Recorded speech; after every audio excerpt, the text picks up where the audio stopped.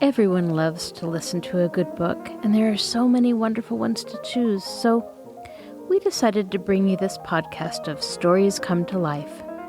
Each episode features a story from either classic or modern literature, especially chosen to be interesting and exciting to hear. So sit back, relax, and listen to this story come to life. Welcome to Stories Come to Life. I am your host, Kathryn Lopez Luker. When Frank and Joe allow a man to get on their new motorboat, Sleuth, they are in for an adventure. Not only does a storm come up, hiding their destination in a big bank of fog, but their passenger pulls out a revolver and insists that they go with all speed to Bayport to catch a non-existent train. Having a new boat is great, but their first voyage is turning into a dangerous encounter. Now sit back, relax, and listen to this story come to life. The Hardy Boys in The Secret of the Old Mill. Chapter 11. A Man in a Hurry. Barmet Village lay several miles from Bayport, on the shore of Barmet Bay, from which it got its name. It was a small place, inhabited by fishermen chiefly, and it was a distributing center for the farmers who lived in the surrounding area. The Hardy Boys had no particular object in going to Barmet, beyond the fact that the village served as a destination and gave their boating trip more of a purpose than there would have been had they merely cruised aimlessly around. Although the sky had been clear and the sun had been shining when they set out, Frank noticed that already clouds were coming in from the sea, and the wind was stiffening. Storms sprang up suddenly along the coast, but he was not alarmed, for he knew that they would have the wind with them on the return trip. The Sleuth sped smoothly along, the engine purring without a miss. The craft neither rocked nor rolled, but cut the waves cleanly. Both Frank and Joe were delighted beyond measure with their boat, and at that moment would not have traded places with a king. By the time they reached Barmet, the sky was cloudier than ever, and there was a hint of rain, so the boys determined that they would not stay long in the village. They made a landing at the wharf, and got out to stretch their legs, being greatly pleased in the meantime by the complimentary remarks passed by such villagers as were about at that time on the appearance of their boat. These were not empty compliments, for the Barmet people prided themselves on knowing a good boat when they saw one, and there was nothing grudging in their approval of the Sleuth. Two old fishermen sat on the wharf with their feet dangling over the water, and discussed the motorboat in every detail, from bow to stern, agreeing that she combined strength and appearance in a remarkable degree. When they had finally affixed their seal of approval to the Sleuth, they refilled their pipes and settled down to an endless series of reminiscences concerning boats that they had once sailed. "The sky's beginning to look black," pointed out Frank to his brother, after they had listened to a number of these tales. "I guess we'd better be starting." Joe moved away reluctantly, for he was fascinated by the highly colored yarns of the two old salts. But when he glanced at the lowering horizon, he realized that Frank's apprehensions were justified, and that it would be better for them to start back to Bayport without delay. They got into the boat, and were just about to cast off, when there came a sudden interruption. A man came running down the road leading to the dock. He was waving his arms and shouting, "Hey! Hi! Hey! Wait for me!" Somewhat puzzled, the Hardy Boys waited. They did not recognize the man. He was a complete stranger to them. He was stout and thick-set, florid of face and red of hair, and as he ran out on the wharf he panted from his exertions. "Whew!" he exclaimed, mopping his brow with a bright silk handkerchief. "I nearly missed you." "What do you want?" Frank asked. "I wanted to go to Bayport right away. I want to catch that train, and if you can get me there in 20 minutes, I'll give you $10. Will you take me?" The Hardy Boys looked at one another doubtfully. Both were conversant with the Bayport train schedules, and neither was aware of any train that left Bayport at that hour in the morning. Still, the stranger seemed very much in earnest, and he drew a $10 bill from his pocket as proof of his good faith. "Come," he said impatiently, "how about it? Will you take me, or will you not? I want to be there in 20 minutes. There's $10 in it for you." $10, as Frank said later, is not to be sneezed at. When they bought the motorboat, their father made the stipulation that they should not draw on their bank accounts to pay for the gasoline, and every cent was precious for that reason. "Jump in," Frank said. "I guess we can get you there in 20 minutes, all right." "Thanks," said the florid-faced man, getting into the boat. "Make it as quick as you can." Frank slipped into his seat, and in a few moments the engine was roaring as the Sleuth glided away from the shadow of the wharf and headed out into the bay. She rapidly picked up speed, and soon the salt spray was flying as the motorboat tore through the waves, her nose pointing toward Bayport. The stranger settled back with a sigh of relief. "Mighty good thing I met you," he said. "I was beginning to think I wouldn't be able to get out at all. There was only a rickety-looking flivver in the village, and I was afraid to take a chance on it, for I don't think it would have lasted a mile without falling to pieces. It was lucky I saw your boat when I did." The Sleuth sped along under a darkening sky. They were running close to the shore in order to cut off as much distance as possible and keep a beeline for Bayport, and it was possible to have a clear view of the road that ran just above the beach. Joe noticed that the stranger cast frequent, anxious glances toward the shore. Suddenly, an expression of alarm crossed the man's face, and Joe saw that he was watching two figures who had appeared on the road and who were running along, waving their arms, evidently trying to attract attention. "Somebody's signaling to us," he said to Frank. Frank looked up. The two men on the road were making frantic efforts to draw attention as they waved their arms and leaped about like lunatics. "Friends of yours?" asked Frank of their passenger. The florid-faced man laughed. The laugh was meant to be carefree and hearty, but there was no disguising the note of uneasiness beneath it. Yeah, they're friends of mine," he admitted. I put one over on them that time." He chuckled nervously. They're just beginning to realize that I've given them the slip." "What's the big idea?" "That's the time I fooled them." The stranger laughed loudly. Too loudly, in fact. "You see, I'm going to be married. That's why I've got to catch that train. I kept it a secret till this morning, but my friends got wind of it and thought they'd play a practical joke on me. I started out in plenty of time for the train, but they'd fixed the engine of my car so it broke down, and I had to come back to Barmit. They were trying to hold me back, and for a while I was beginning to think that they got away with it. But I bested 'em. I fooled 'em that time." He laughed again, but still there was that note of insincerity in his mirth that had aroused the suspicions of the Hardy boys at first. They said nothing, and the stranger evidently thought his story had been believed, for he sat back in the boat with a complacent air. But Frank glanced again at the two men on the road. For practical jokers, they seemed to be making a tremendous fuss over their friend's escape. They were still waving their arms, evidently trying to signal the boat to turn back. "There's something fishy about this," muttered Frank. "I don't know of any train leaving Bayport at this hour of the day." "Neither do I," his brother replied in a low voice. "Those men on the shore seem mighty agitated over something or other. If it was a practical joke, they'd just give up and go back to the village." "It is a pretty strange story. He seemed in an awful hurry to get away from Barmit." "I have a good mind to turn back. We may be getting ourselves into trouble. He'll be mad as hops if we do. Tell him we don't want his money, and take him back to Barmit." The more Frank considered the situation, the more he felt that the wisest course would be to turn back to Barmit and wash his hands of the whole affair. The stranger's story about an approaching wedding might be true and it might not, but there was the fact of which he was certain, that there was no train leaving Bayport at that hour of the day. He turned to the passenger. "What time is your train leaving?" "About 10:30. "There's no train leaving Bayport at that time. said Frank flatly. That's the time my train leaves, insisted the stranger, beginning to look somewhat flustered.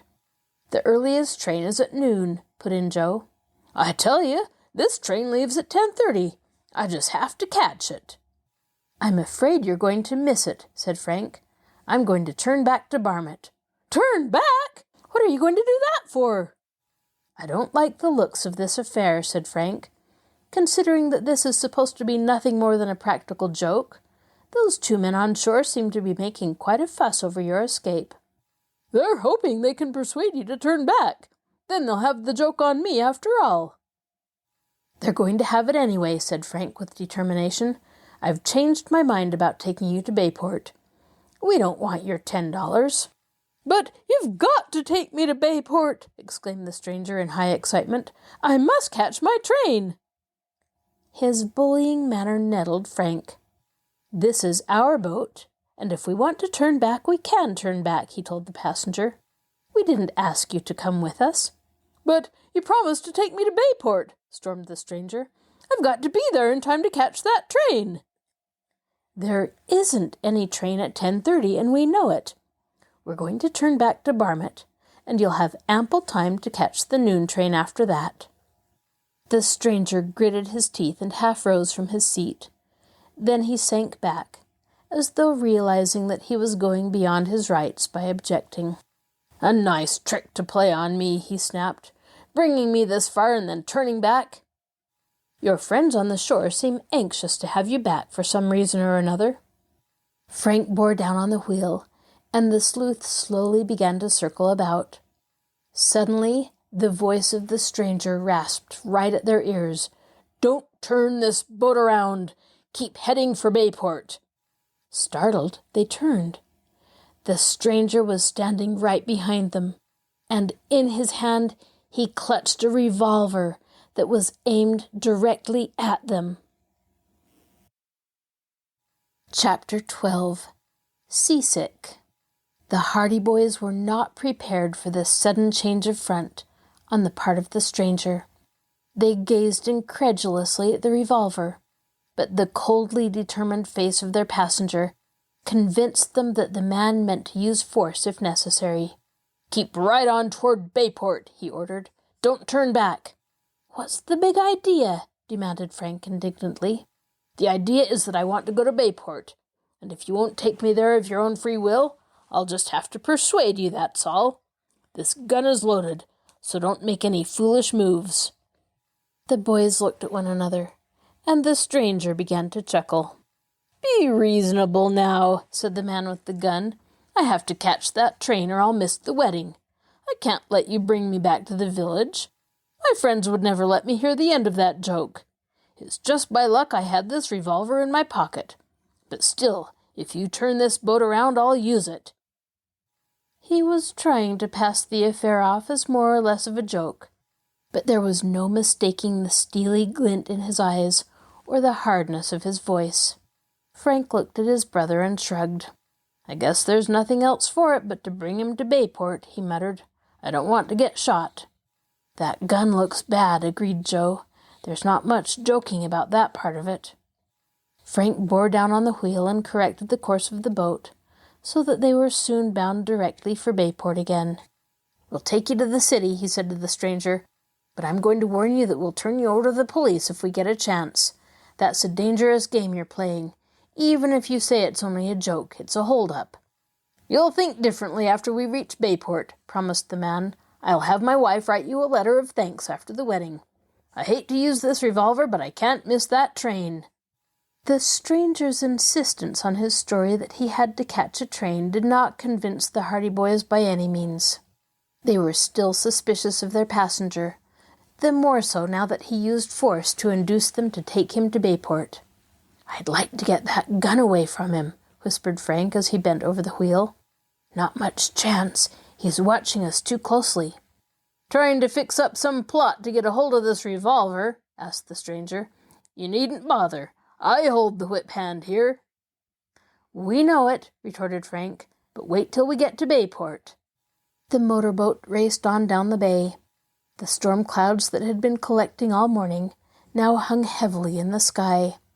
The bay was sullen and slate-colored, and a heavy sea was running.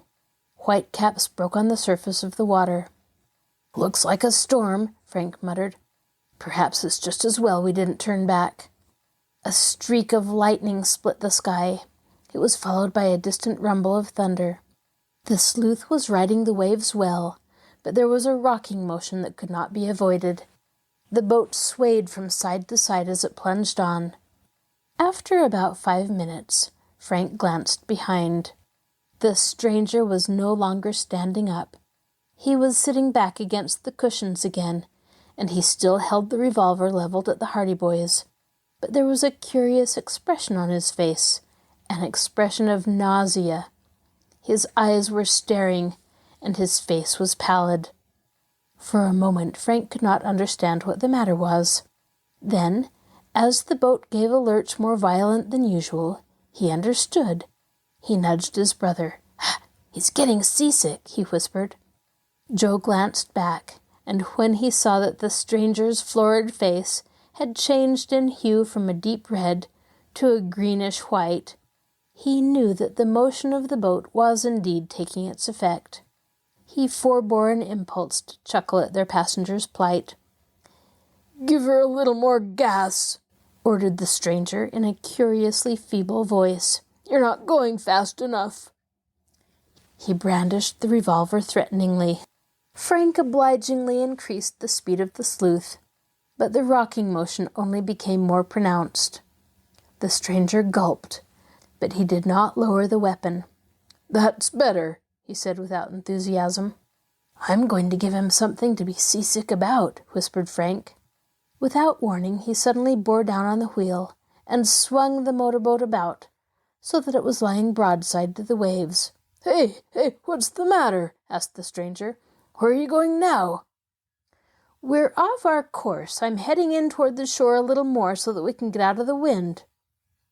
This explanation satisfied the stranger, although it became speedily apparent that the new course did not.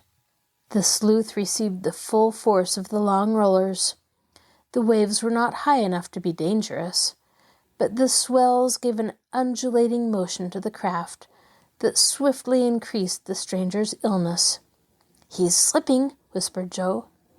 Frank glanced back again. The stranger was indeed slipping. His teeth were clenched tightly. His face was almost green. His expression was that of a man who is deathly sick. But he still clung to the revolver, and he still waved it feebly at the boys. "Head her in toward Bayport," he demanded. "Do you want to make me sick?" "This'll fix him," said Frank. "Get ready." He bore down on the wheel again. The Sleuth swung around at right angles to her previous course. The abrupt, swerving motion finished the stranger. With a groan he slumped forward in his seat and bowed his head on his arms. Joe sprang up. With one bound he reached the man with the gun. The stranger realized what was happening and struggled to his feet. He raised the weapon, but Joe struck out and dashed the revolver from his hand. It described a flashing arc, then fell into the water with a splash. Sick as he was, the man swung out viciously, and his fist caught Joe on the side of the face, staggering him. Joe quickly recovered himself and plunged forward, grappling with the man. They swayed to and fro in the middle of the boat, then fell, still struggling. But although Joe was young and wiry, he was not strong enough to cope with his antagonist, and Frank soon saw that the stranger was having the better of the battle. He glanced ahead and saw that the Sleuth was heading into a long, low bank of fog, but that there were no other boats in sight. Then he abandoned the wheel.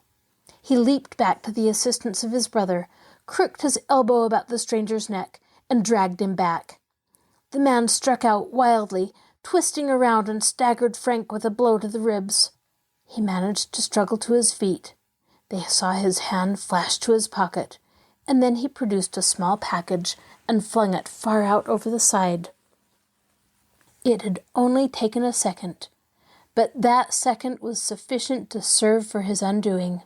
Frank scrambled to his feet in the swaying boat, and for a moment they sparred.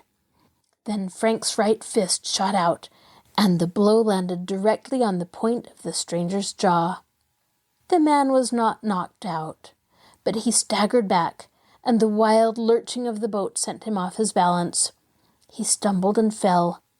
His head struck against the side of the boat, and he crumpled up in a heap. The blow had knocked him unconscious. Frank bent over him. He saw that the man was not badly hurt, but that he had been stunned by the impact. He pointed out a coil of rope in the stern. "Tie his ankles, Joe, in case he wakes up. I've got to get back to the wheel."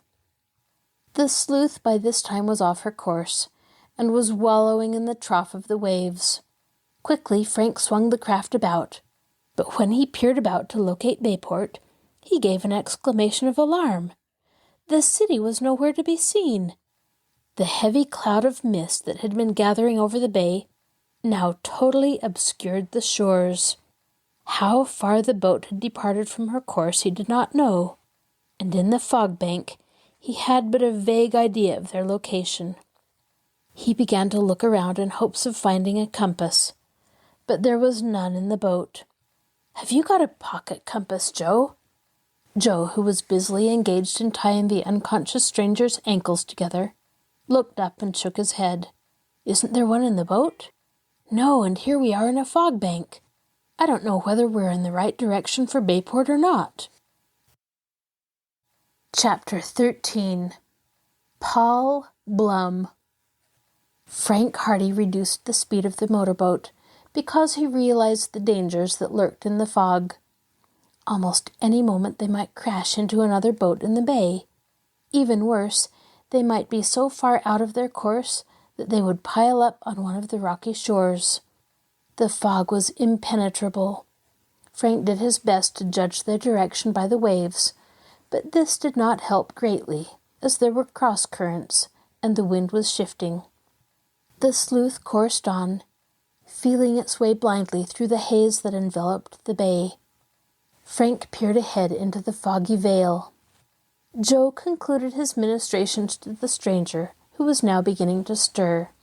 The man opened his eyes and groaned. "Have you had enough?" asked Joe. "Who hit me?" "You hit your head against the side of the boat. Are you going to make any more trouble?" The man groaned again, tried to get to his feet, found that his ankles were tied together, and sank back with a sigh. "He won't give us any more bother," declared Joe, coming forward. It was plain that there was no more fight left in their captive. "I wish this fog would lift," said Frank. As though in answer to his words, a sudden gust of wind sent the mist in scurrying wreaths, raising the heavy gray veil long enough to enable him to see Bayport lying almost directly ahead. He could make out the position of the row of boathouses, and he headed the Sleuth toward them. The curtain of fog descended again, but Frank was now fairly sure of his position. "We're heading in the right direction now." "Should we try to make the boathouse? I don't think we'll be able to find it in this mist." "I guess you're right. We'll land at the big wharf." In a short while, the boat was nosing its way through the fog, among the shadowy craft anchored near Bayport Wharf. The city loomed up in a ghostly dark mass beyond the water. Finally, the Sleuth drew alongside the wharf and nosed its way up to one of the slips. To the surprise of the boys, they saw several figures running along the wharf. "What boat is that?" shouted someone from the fog. "The Sleuth."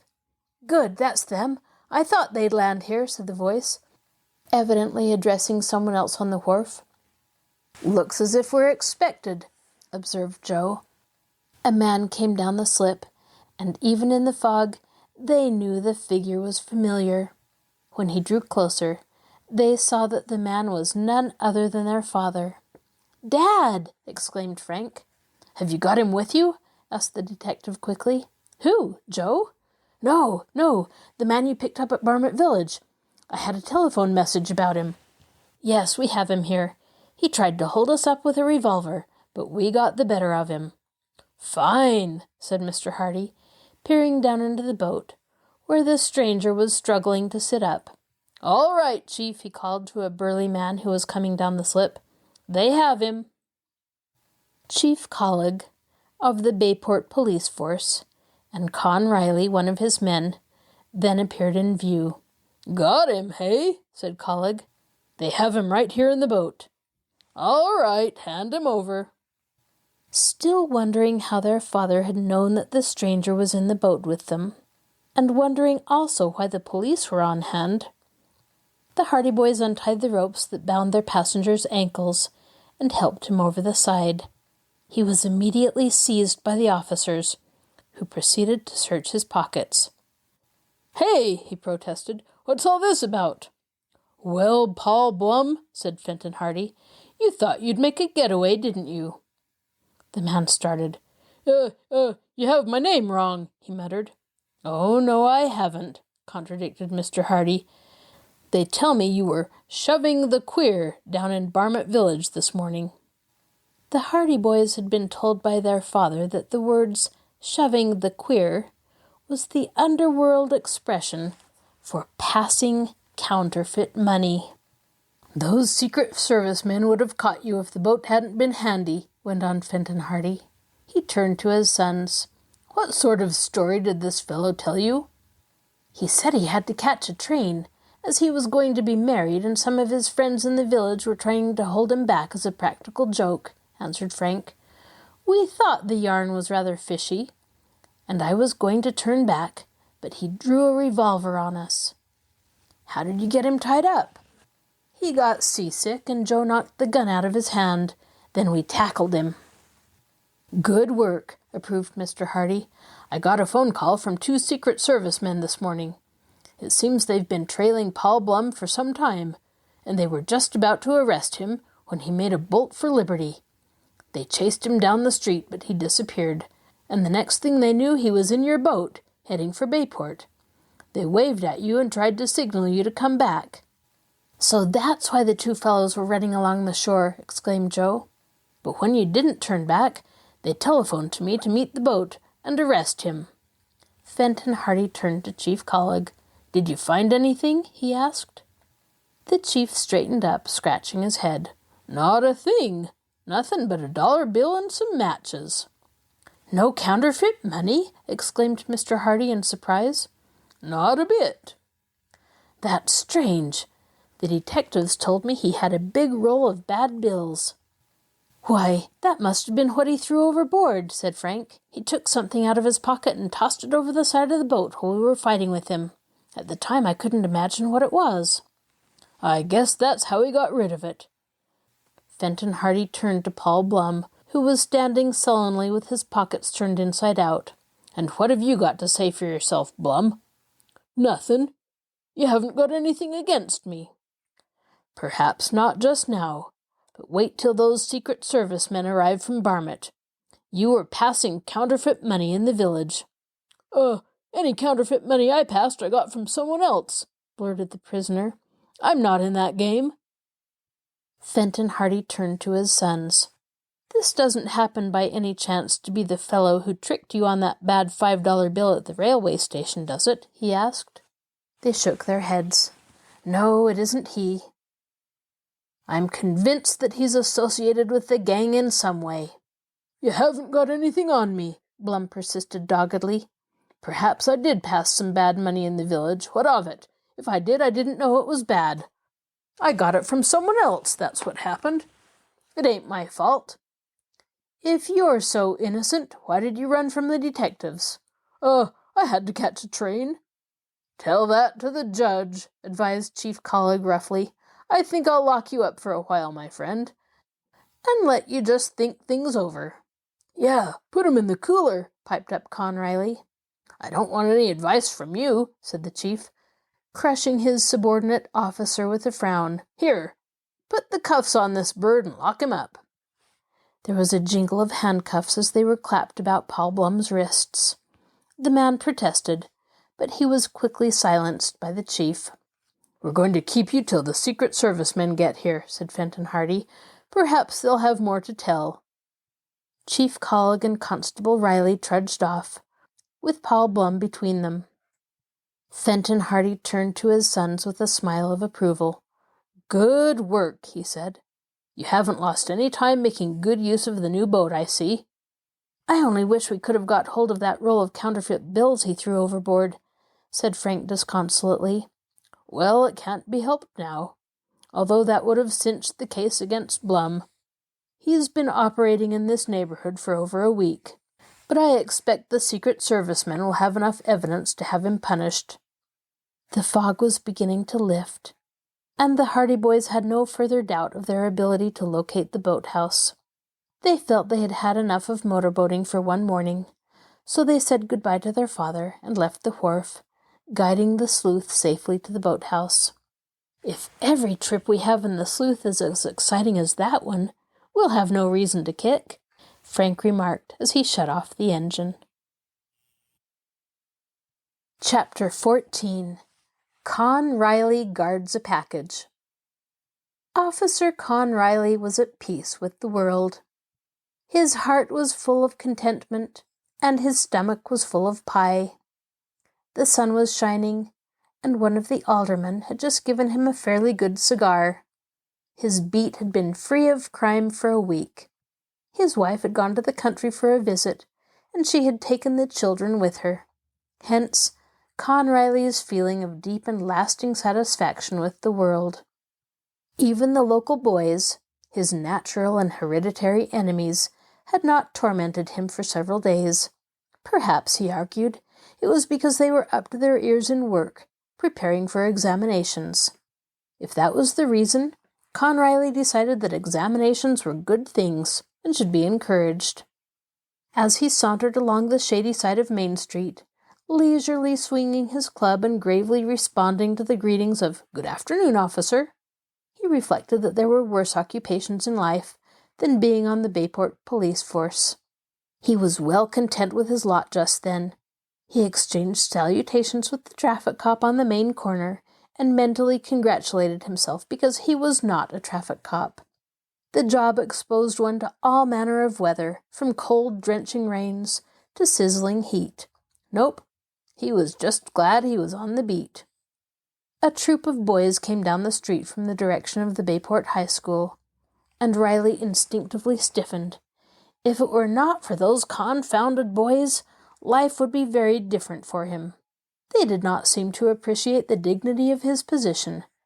They were always contriving schemes to make him look ridiculous. He spied the Hardy boys with their companions, and his frown deepened. Too smart altogether, those Hardy lads. They weren't mischievous, he had to admit that, but they were meddling in the work of the police a little too much. Already they had been credited with solving a couple of mysteries that he, Con Riley, would certainly have solved alone if he had been given a little more time.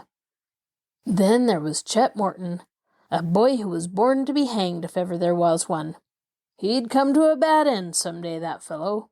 So would all the rest of them. Tony Preto, Phil Cohen, Jerry Gilroy, Biff Hooper, the whole pack of 'em. Still, Con Riley was in a good humor that afternoon, so he unbended sufficiently to bestow a nod of greeting upon the boys. To his surprise, they gathered around him. "What's been done with Paul Blum?"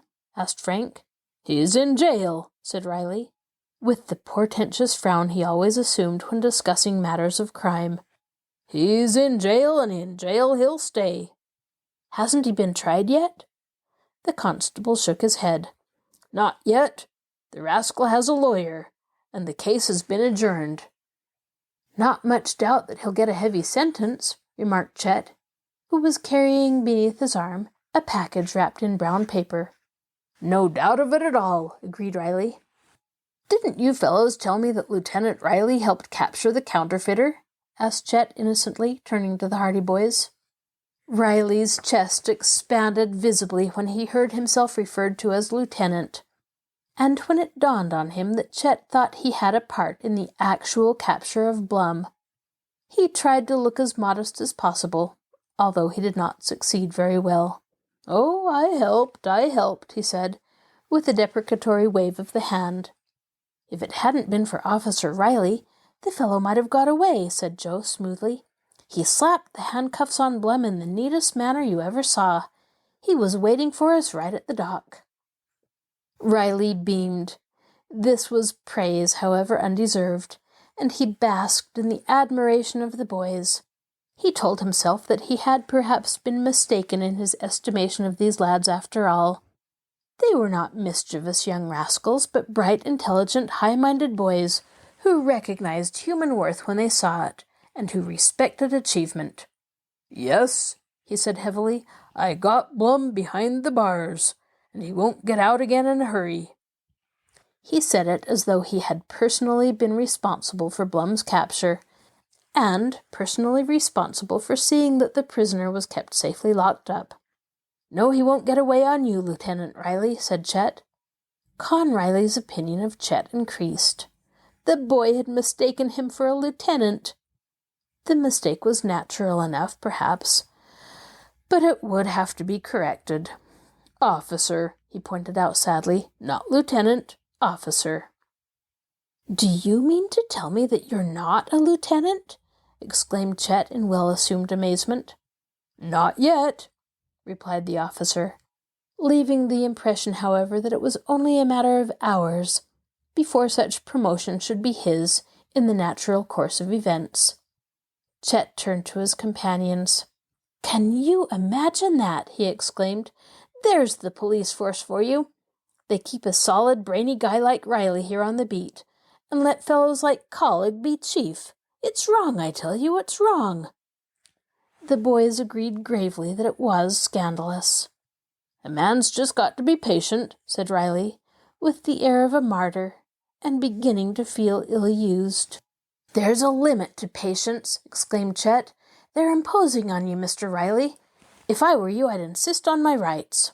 "Never mind," said Riley darkly. "My turn will come." "You're just right, it will, and we'll see that it comes very soon. Let's try to stir up a bit of public opinion, fellows, and see if we can influence the public a little bit. If the public demands that Officer Riley be promoted, he'll be promoted." "Why, that's mighty good of you," returned Riley pompously. "A few words in the right place mightn't do any harm at all." "Those words shall be said," Chet assured him earnestly. "You may depend on us, Mr. Riley. We will see that your qualities of leadership are recognized. You're the only man who can wake this city up." Con Riley, a trifle dazed by this avalanche of flattery, but nevertheless feeling that every bit of it was deserved, and that the boys deserved credit for their perception, beamed with appreciation. "Why, I never had no idea you lads felt like this," he said. "I always thought you had a sort of a grudge against me." The boys immediately disclaimed any such sentiments. "We may have been a bit troublesome at times," agreed Chet regretfully, "but that was because we didn't understand you. After this, you may depend on us. Your time will come, Mr. Riley. Your time will come." With this fine oratorical effort, Chet produced the package from beneath his arm. "By the way," he said, "I wonder if you would mind guarding this package for me, Mr. Riley? You'll be here for the next 10 minutes, won't you?" A doubt flashed across Riley's mind. "Why don't your friends look after it?" "We're all going to be together, and we didn't care to wait. If a man by the name of Muggins comes along and asks for it, you'll give it to him, won't you?" Riley took the package. "I'll take care of it," he promised. "I wouldn't trust it with anyone but you," declared Chet solemnly. "You can trust me. I'll look after it. And if your friend Muggins comes along, I'll see that he gets it safely, all right." Chet thanked Riley warmly, and the boys hastened off and disappeared around the next corner. Riley, with the package under one arm, leaned against a post and thought well of himself and of the world in general. He now completely revised his opinions of boys, and particularly of Chet Morton, whom he now regarded as an exceptionally intelligent lad who would make his mark in the world. Riley was glad that he was able to be of service to Chet by minding the package for him. The package was not very heavy. Riley was curious as to its contents. Chet had left the impression that it contained something quite valuable. He said that he would not trust anyone but Riley to guard it. That in itself was a compliment. The late afternoon was warm, and as Con Riley leaned against the post and indulged in these pleasant meditations, permitting himself to speculate on what the boys had said about his fitness for promotion, allowing him to remember how pleasant it had sounded to hear Chet refer to him as Lieutenant, he became a bit drowsy.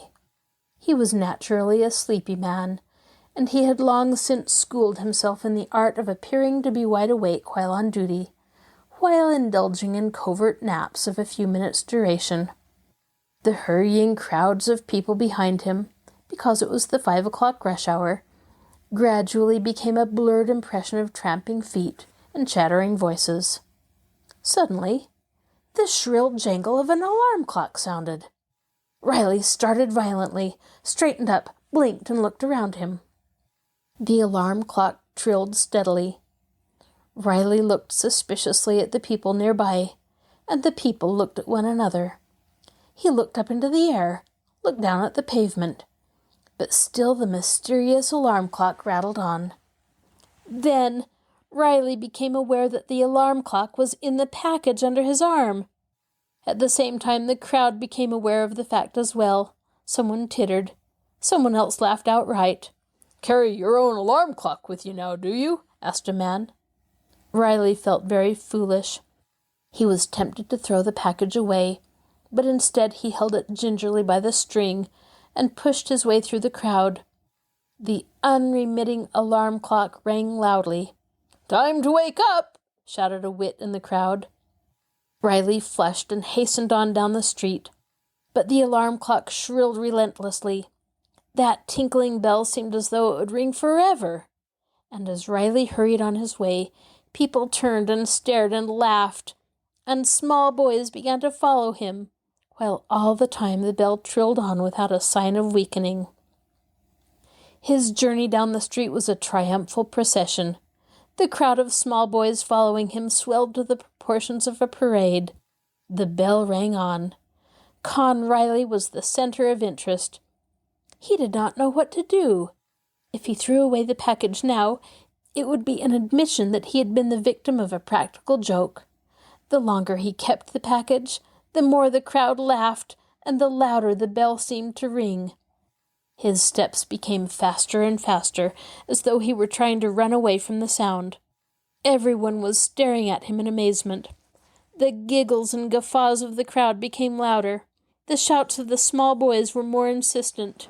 Across Con Riley's mind flitted certain phrases of Chet Morton. "Your time will come. You're the only man who can wake this city up. We shall see that your qualities of leadership are recognized." With a mutter of wrath, he flung the tinkling package into the nearest alley. A uniformed street cleaner, who was just emerging from the alley, received the package full in the chest and sat down very suddenly. He flung the package back at Riley. The crowd whooped with glee. The package fell into the street, the bell still ringing, and one of the small boys picked it up and ran after Riley, asking if he wanted it back. Thus he was pursued to the police station until the bell of the alarm clock ceased to ring, and only then did the crowd scatter. Mopping his brow, flushed with anger, Riley took refuge in the station and vowed vengeance in the future on all the boys in Bayport, particularly high school boys, most especially Chet Morton's gang, and most absolutely and positively Chet Morton himself. As for that worthy, in company with his chums, he had witnessed the alarm clock parade from a convenient corner across the street, and was now limply making his way toward the Hardys' barn, pausing every now and then to burst into shrieks of laughter at the remembrance of Riley's undignified flight. But when the Hardy boys and their chums reached the house, they found their father hastening down the front steps. "I just had a telephone call from the police station," he said. "What's the matter?" asked Frank, while the other lads looked at one another guiltily. Had Riley reported them? "Paul Blum has escaped from jail."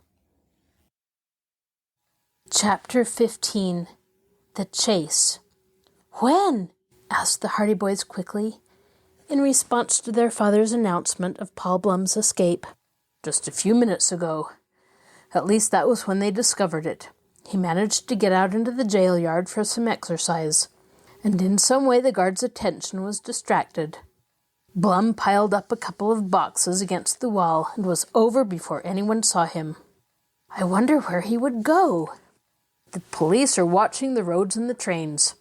I don't think he can get out of the city that way, but I have an idea that he has accomplices here, and if he can join them, they'll see that he's smuggled out all right. I was going to suggest that you fellows take the motorboat and keep an eye on the bay." "Good idea," exclaimed Frank, who never needed an excuse to take the boat out. "Come on, Joe. Come on, Chet." "I'll go out in Dad's boat," volunteered Tony Preto. "Fine," agreed the others, and the boys hastened down the street in the direction of the boathouses. Jerry Gilroy and Biff Hooper went with Tony, while Phil Cohen went with Chet and the Hardy Boys. Frank unlocked the door of the boathouse and went inside, followed by the others. But the familiar shape of the sleuth could not be seen. The front of the boathouse was open. The motorboat had disappeared. "The boat's gone!" Frank exclaimed in consternation. The other boys stared amazed at this unexpected development. "It's been stolen!" cried Frank. "No one has a key to the boathouse but Joe and me." "It was here at noon," exclaimed Joe. "I was in here for a few minutes before I went to school." "Who could have taken it?" asked Chet. "Do you think it could have been Paul Blum?" suggested Joe. The same thought had been in Frank's mind. That's who it was. He wanted to make a quick getaway, so he figured his best chance would be by boat. "And perhaps he found out where our boathouse was, just so he could get even because we turned him over to the police," Joe put in.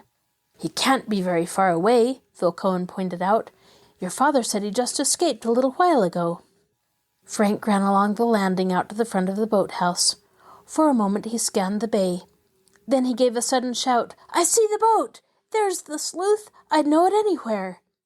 The others ran to his side, and Frank pointed out a flashing white shape heading far up the bay. There were very few boats out that afternoon, and there was no mistaking the sleuth as it sped eastward. "Get Tony to chase him!" exclaimed Joe. "Quick!" They ran hurriedly out of the boathouse and made their way down to the ramshackle building where Tony Preto kept his craft. The other boys looked up in surprise as the Hardys and their companions entered. Tony had just been on the point of starting. "Paul Blum has stolen our boat," Frank told him. "He's making his getaway in it now." "Paul Blum?" exclaimed Tony. "Yes, the escaped prisoner. There's the boat now," declared Joe as he pointed out toward the bay. In a flash, Tony grasped the situation. He leaped into the motorboat. "Jump in! We'll chase him!" The Hardy Boys scrambled into the boat, but Chet and the others stayed behind. "Too many cooks spoil the broth," explained Chet. "You'll need all the speed you can get out of that boat to catch him. We'd only delay you." Chet was eager to join in the chase, but he realized that the fewer passengers Tony's boat carried, the better would be their chance of capturing the fugitive. The other boys quickly took their cue from his attitude and declared that they would remain behind also. "We'll telephone to Barmett Village," suggested Chet. "Perhaps a boat can put out from there and head him off." His remarks were drowned in the roar of the engine as Tony's motorboat began to back slowly out into deeper water. It left the boathouse. Then Tony turned the wheel and the motorboat headed about for the open bay. "Now I guess you wish the sleuth wasn't faster than my boat," he said with a grin. "We'll have trouble catching him." He opened the throttle, and the motorboat leaped ahead, leaving a widening trail of foaming water behind. The white shape of the stolen craft could be seen far out in the bay. Paul Blum was losing no time, and it was evident that his method of escape had not yet been discovered by the police, as Tony's craft was the only boat in pursuit. It was doubtful, too, if the fugitive realized as yet he was being pursued. "I'll let her out as fast as she'll go," said Tony, suiting the action to the word. The boat was drumming along at a high rate of speed, and it soon became apparent that they were gaining on the sleuth. This was evidently because Paul Blum thought his flight had passed unnoticed, and did not feel it necessary to run the craft at its highest speed. "If we can only sneak up behind him before he knows we're after him, we'll have a chance, said Joe. No such luck, remarked Tony. He'll be looking behind once in a while. Frank found a pair of binoculars on one of the seats, and he raised them to his eyes, adjusting them so that Paul Blum and the speeding motorboat were brought within his line of vision. The distant sleuth leaped closer as he looked through the glasses, and he could plainly see the face of the man at the wheel. They had not been mistaken. The fugitive was Paul Blum. Even as Frank looked, the man turned, and an expression of alarm crossed his face. He had seen the motorboat pursuing him. Frank saw Blum lean forward, and the sleuth began to increase its speed. The wing of water cleft by its bow became higher, and the spray was flying. Swiftly, the motorboat began to draw away. "He's seen us," said Frank, lowering the binoculars. "We'll keep after him anyway." "We'll chase him clean across the Atlantic if the gas holds out," declared Tony. Joe gave an exclamation of delight. "The gas!" he exclaimed. "The gas! That's where we have him.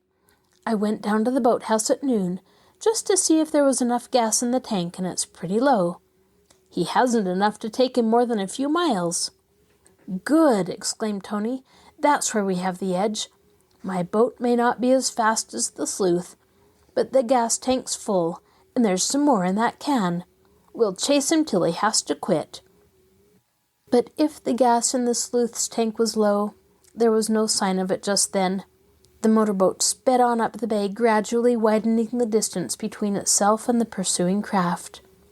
Tony crouched at the wheel, impassively watching the flashing white streak far ahead. "I wonder where he's heading," said Frank. "Along the coast, probably," Tony answered. "He'll likely get out of the bay, then head up the coast as far as he can and abandon the boat." "That's probably what he intends to do," put in Joe. "But he'll never get out of the bay. There isn't enough gas." It was evident that Paul Blum had no intention of seeking refuge in Barmouth village.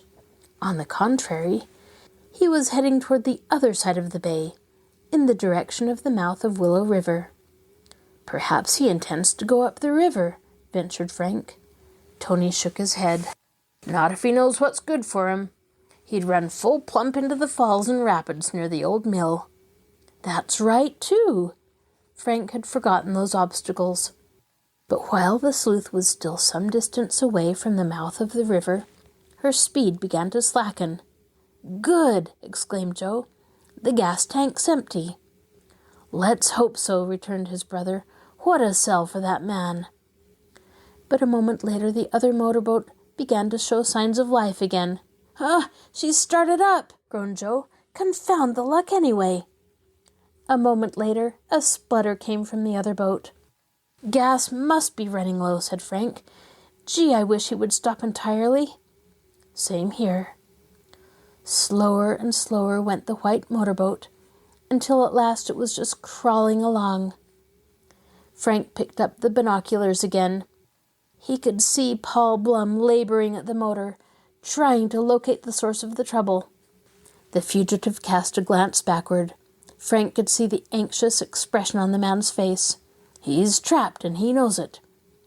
Rapidly they gained on the Sleuth, which was now almost at a standstill, drifting back and forth in the waves. Paul Blum seized an oar that was carried in the boat in case of an emergency, and frantically began to scull toward the shore. But his effort was in vain. Tony's motorboat bore swiftly down upon him. The engine of the Sleuth had died. As the other craft drew alongside, Paul Blum cast aside the oar in admission of defeat. He sat sullenly in the boat without looking up. "Too bad, Blum!" shouted Frank. "We're going to take you back with us." "I'd have been all right if it hadn't been for the confounded gas running out," gritted the man. "We weren't so particular about getting you as we were about getting our boat back," said Joe. "Will you come back quietly?"